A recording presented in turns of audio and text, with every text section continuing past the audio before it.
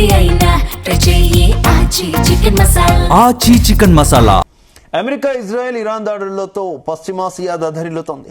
America ఆర్థిక మంత్రి Scott Besant తాజా సంచలన వ్యాఖ్యలు చేశారు. ఇరాన్ పై ఇప్పటి వరకు చేసినటువంటి దాడుల కంటే అతిపెద్ద దాడి చేయడానికి తమ సైన్యం సిద్ధమైందన్నారు.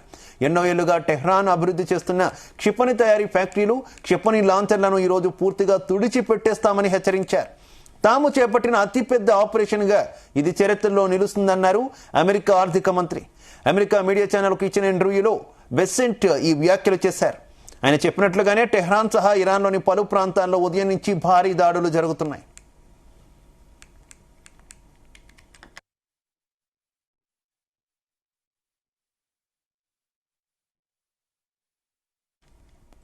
యుద్ధం నేపథ్యంలో ఇప్పటికే అమెరికా 2 యుద్ధ విమాన వాహన నౌకలను ఇరాన్ వైపు తరలించింది. తాజాగా మరో వాహన నౌక అట్లాంటిక్ ను దాటి తూర్పు మధ్యధరా సముద్రం వైపు కదిలినట్టు తెలుస్తోంది. మరోవైపు ఇప్పటికే కరేబియన్ సముద్రంలో మోహరించి ఉన్న అమెరికా యుద్ధ విమాన వాహన నౌక జెరాల్డ్ ఆర్ ఫోర్ట్ అలాగే తాజాగా ఎర్ర సముద్రం వైపు కదిలినట్టు తెలుస్తోంది.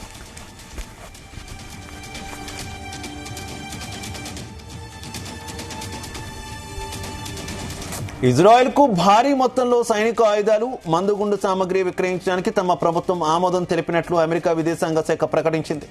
ఎమర్జెన్సీ ఆయుధ విక్రయాల్లో భాగంగా ఇజ్రాయెల్ కు 12,000 బాంబు కేసింగులు, ఇతర ఆయుధాలను సరఫరా చేసినట్టు తెలిపింది. వీటి ద్వారా టెల్ అవీవ్ ఇరాన్ దాడులను సమర్థంగా ఎదుర్కొనే అవకాశం ఉందని అమెరికా తెలిపింది.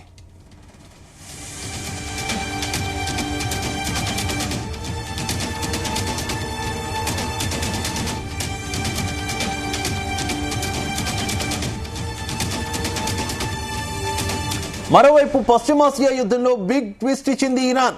ఇకపై పొరుగు దేశాలపై దాడులు ఉండబోవని సంచలన ప్రకటన చేసింది. ఇరాన్ అధ్యక్షుడు మసౌద్ ఈ ప్రకటన చేశారు. ఇటీవల జరిగిన దాడులకు అన్ని పొరుగు దేశాలకు ఆయన క్షమాపణలు చెప్పారు.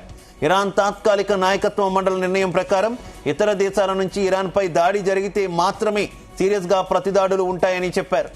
ప్రాంతీయ దేశాలతో శాంతియుత సంబంధాలే తమ లక్ష్యమని కూడా ప్రకటించారు.